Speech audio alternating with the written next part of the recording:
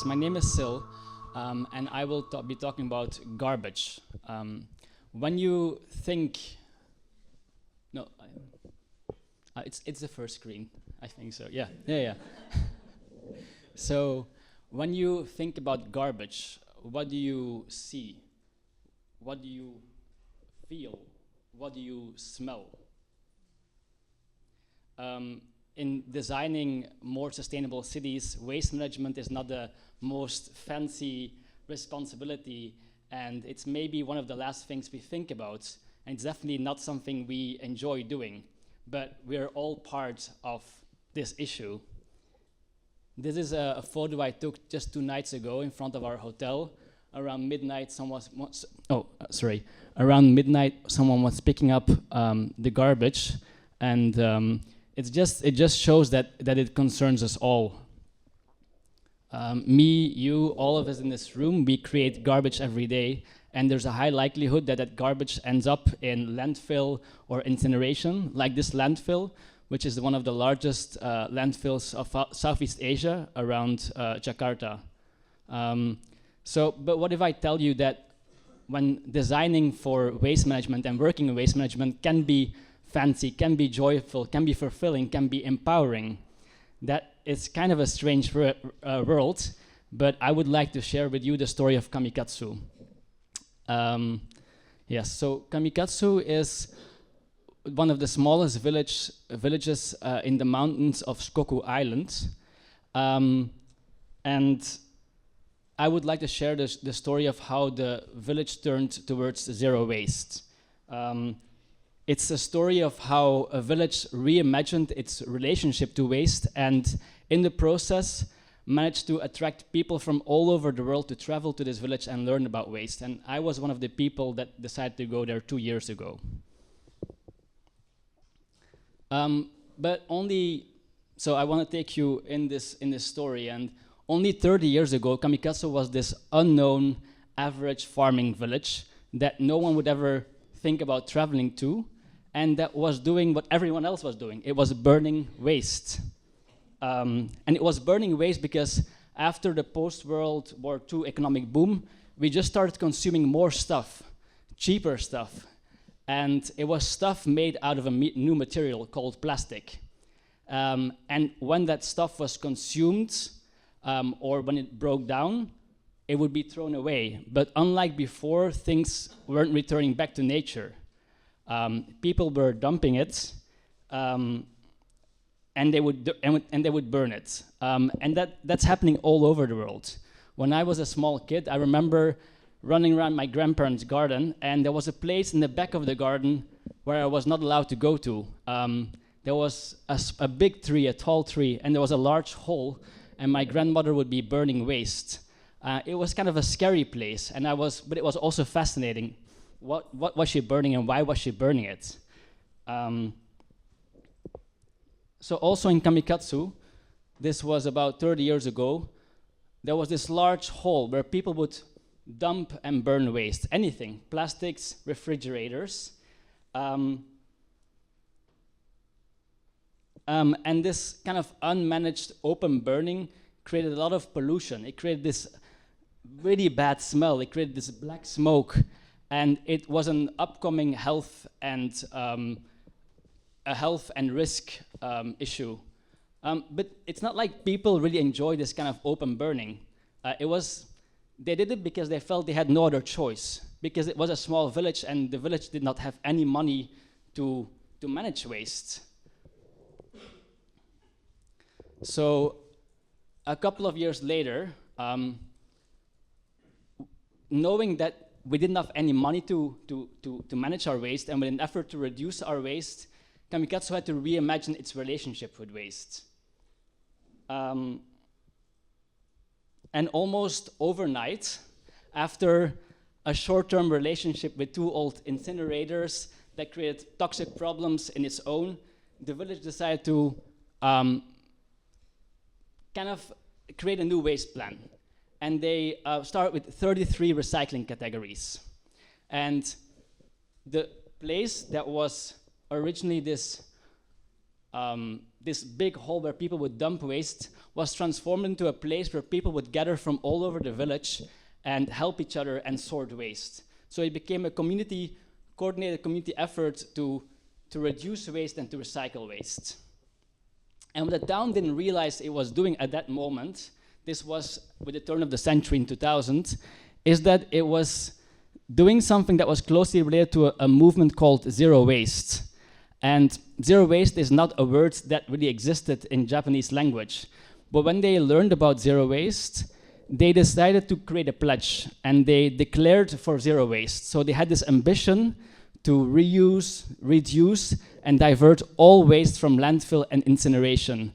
And it was not only a personal pledge for the village, but also it wanted to promote its model around Japan. In Japan, at the moment, 20% of the waste is recycled and 80% is landfilled or incinerated. So that's the current situation. Sorry.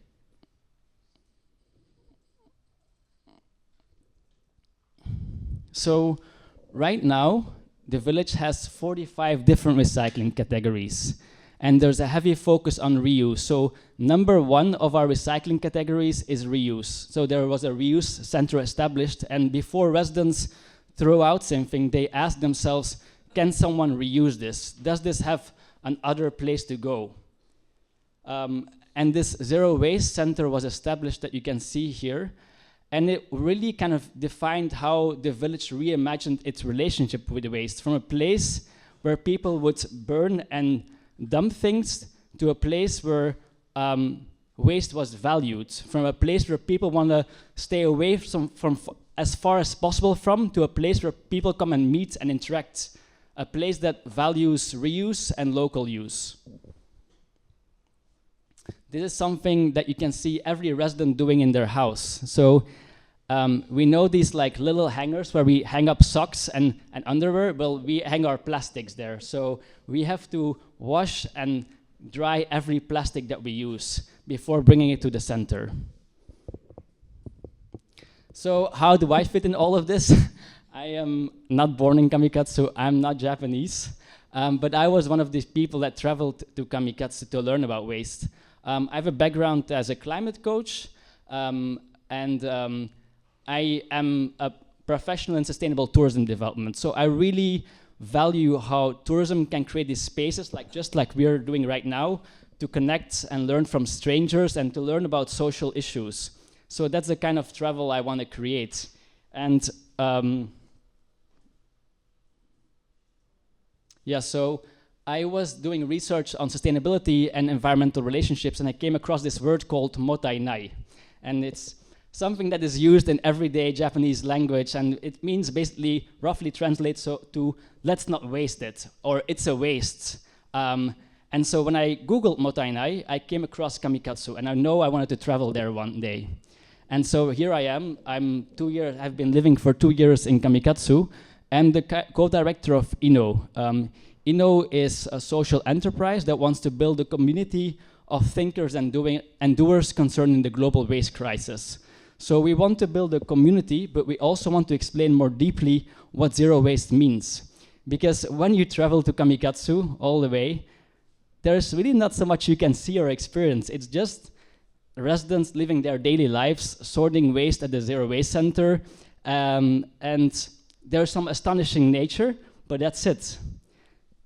But when you actually decide to live there, you kind of have a deeper understanding of what zero waste means. And that's what we also try to share with INOW. Yes, so I want to share some of the lessons I learned. So when you try to think what waste is, or what zero waste means, for us it means to think more deeply about how we design our own lives. It's to think about how we use our money, how we use our time, and what we want to pass on for the future. It's to be aware of or be creative with the things that are around you, and it's to take ownership and responsibility for trying to make things yourself. For us, zero waste is also community. It's to rely on community and to ask for help and to give help back. It's intergenerational exchange of knowledge and skills. and it's to be connected to your natural surroundings, like listening to the river, or participating in the tea picking in the summer, participating in the harvest festivals, and connecting to a deeper spiritual side of yourself, where you kind of have a deeper appreciation for what is around you and how we can use that. Now, Kamikatsu contributes to building, is maybe part of how we build a more sustainable society. But for us, it's not only this, it's also about how to protect and be a steward for social and cultural values that are getting lost. Values like motainai, or being creative and efficient with using resources and cooperating as a community.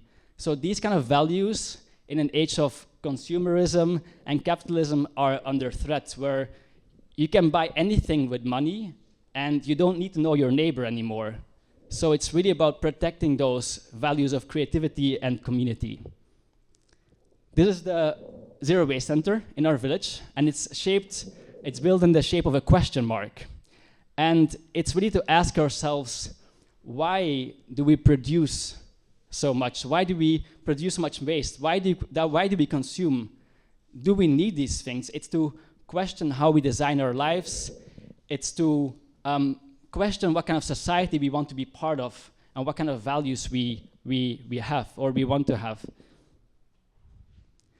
And that's what we do with INOW. So INOW means in local dialect to return home. So when visitors come to Kamikatsu, we want to let them feel at home and that they can return home to themselves and let them understand that they are part of a bigger community, that they're not alone in their fight for a more sustainable society. So we have hosted people from around the world, and these are researchers, activists, architects, designers, dancers, and it's just making people feel and understand that they are not alone in this. And so the Henrik Bol Foundation invited us here to share about small achievements. And Kamikatsu is one of those, I think, small achievements, but even though we're only a village of 1,400 people, the transformation that happened in our village was really fundamental. But even more important is how we can inspire change in other places. And so, though whatever achievement you're making in the world, even though, regardless of its size, the fact that we're doing it can inspire other people to do the same. And as a climate coach, we have this concept of footprint and handshake. And footprint are all the actions you can take in your personal life to reduce your negative impact. And handshake are all the things you can do to influence others. And really, there's only so much you can do to reduce your own footprint. But when you give a handshake, that's the start of never-ending change. So that's where I would like to end. And I would like to ask all of you to say hi to your neighbor and give each other a handshake. Thank you so much.